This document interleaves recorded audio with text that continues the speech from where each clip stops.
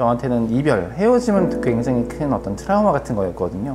여행은 사실 모든 것의 이별이잖아요. 장소, 사람, 바다 안에서는 사실 무엇이든지 꿈꿀 수 있잖아요. 두 번째 삶의 모든 변화가 들어있어요. 제 관심사, 그리고 제가 지향하는 바, 저의 어떤 자연스러운 제 모습을 한 번쯤은 담아보고 싶다라는 생각이 들어가지고 의뢰를 하게 됐습니다.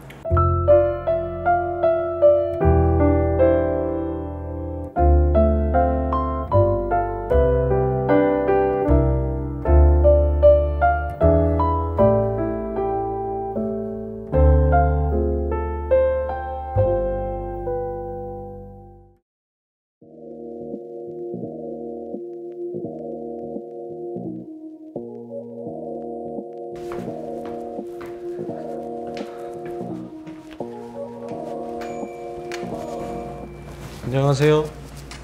네, 죄송합니다. 저희가 지금 영업시간이 아니라서요. 아니요, 그게 아니라 제가 여행 중인데 오늘은 2주년이라는 세계를 한번 여행해볼까 해서 왔습니다. 잘 오셨습니다. 안내해 드릴게요. 여행을 시작해볼까요? 같이 가실래요? 좋죠. 네, 그럼 저쪽으로 가시죠. 네.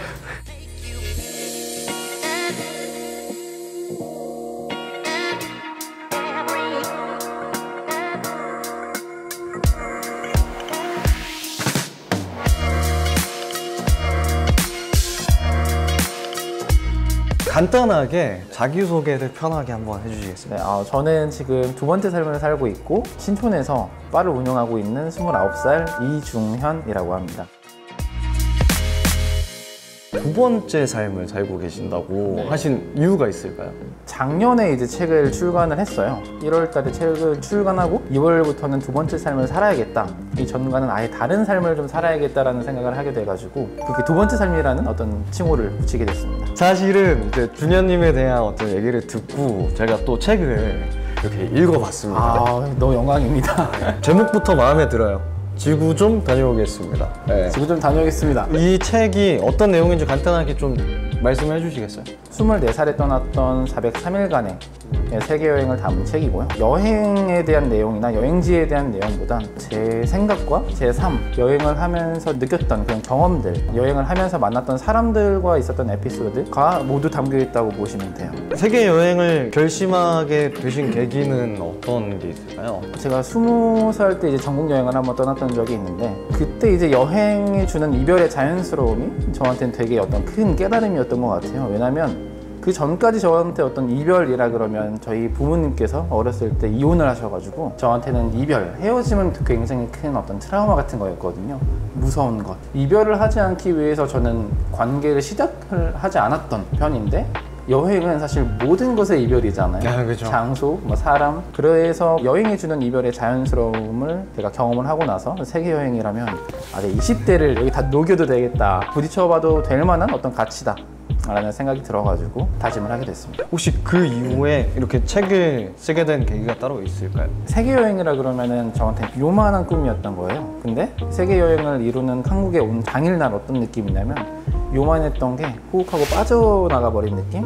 그러면 요만한 무언가를 다시 채워야 되잖아요. 그때 저는 이제 생각이 들었던 게 내 이야기를 하는 책이 이 세상에 나온다면 더할 나위 없이 좋겠다 라는 그냥 가벼운 마음으로 근데 가능하지 않을 것 같은 느낌이 드는 거죠. 하지만 해보고 싶은 그때부터 뭔가 조금씩 책 출간이라는 꿈을 꾸게 됐고 그 꿈을 꾼 지 딱 2년째 너무너무 운이 좋게 출판 계약을 하고 책을 내게 됐습니다. 그러면은 이 책이 딱 처음 나왔을 때는 어떠셨어요?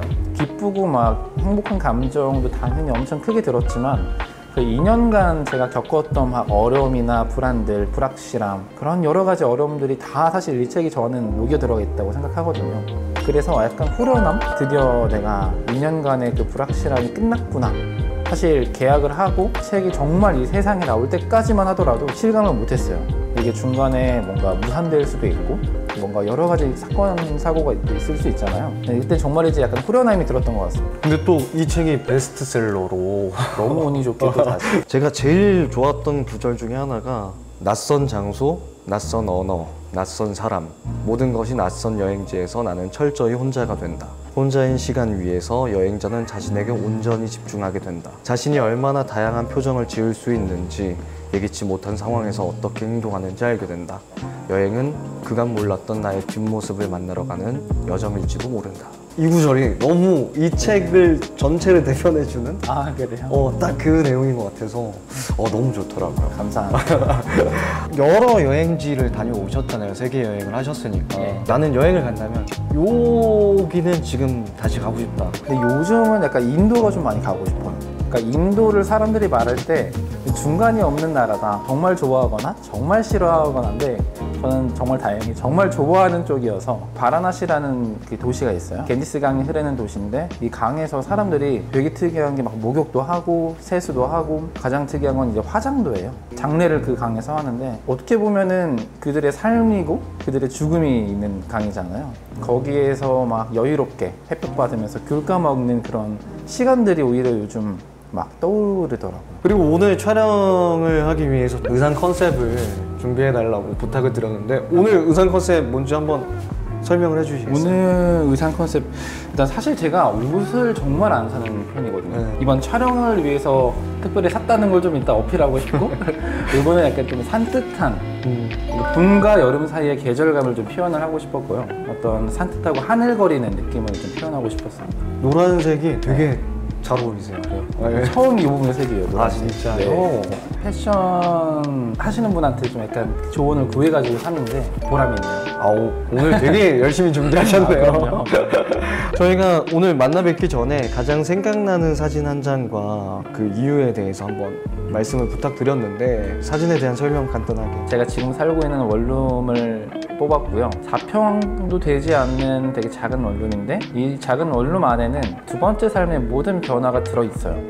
제 관심사, 그리고 제가 지향하는 바, 그 변화 그 자체. 그래서 그 작은 원룸이 저한테는 4평짜리 바다라고 부르는 집이거든요. 바다 안에서는 사실 무엇이든지 꿈꿀 수 있잖아요. 그래서 저한테는 그 사진이 두 번째 삶을 잘 표현하고 있는 것 같아서 되게 의미 있는 사진으로 뽑게 됐습니다. 4평짜리 바다.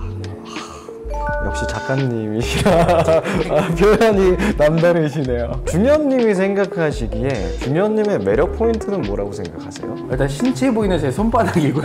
제가 손이 정말 큰 편이에요. 제 모습 중에서는 제 스스로 힘들거나 이런 고민들이 있는 거에 대해서 잘 이야기를 하지 않는 편이에요.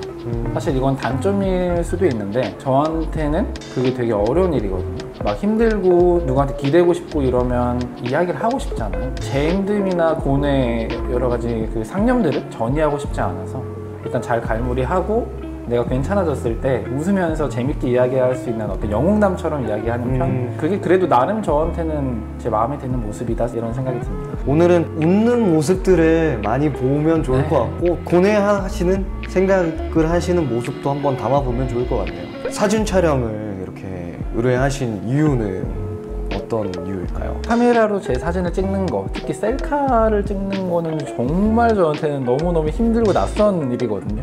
엄청 어색하고 그래가지고 저의 어떤 자연스러운 제 모습을 한 번쯤은 담아보고 싶다라는 생각이 들어가지고 의뢰를 하게 됐습니다. 그러면 혹시 오늘 촬영을 하면서 저한테 좀 바라는 점이 있으실까요? 지금 너무 잘 해주셔가지고 너무 감사한데 제가 막 이렇게 카메라가 있는 상태에서 말하는 것도 그렇고 되게 어색하다고 느껴져요. 그래서 잘 리딩을 해주시면은 제가 잘 끌려가겠다. 너무 부담 안 가지시고 그냥 뭐 저랑 대화한다고 생각하시고 카메라는 제 눈이라고 생각하시면 네. 좋을 것 같아요. 감사합니다. 네. 그러면 한번 촬영을 해보도록 하겠습니다. 네, 가시죠. 가시죠.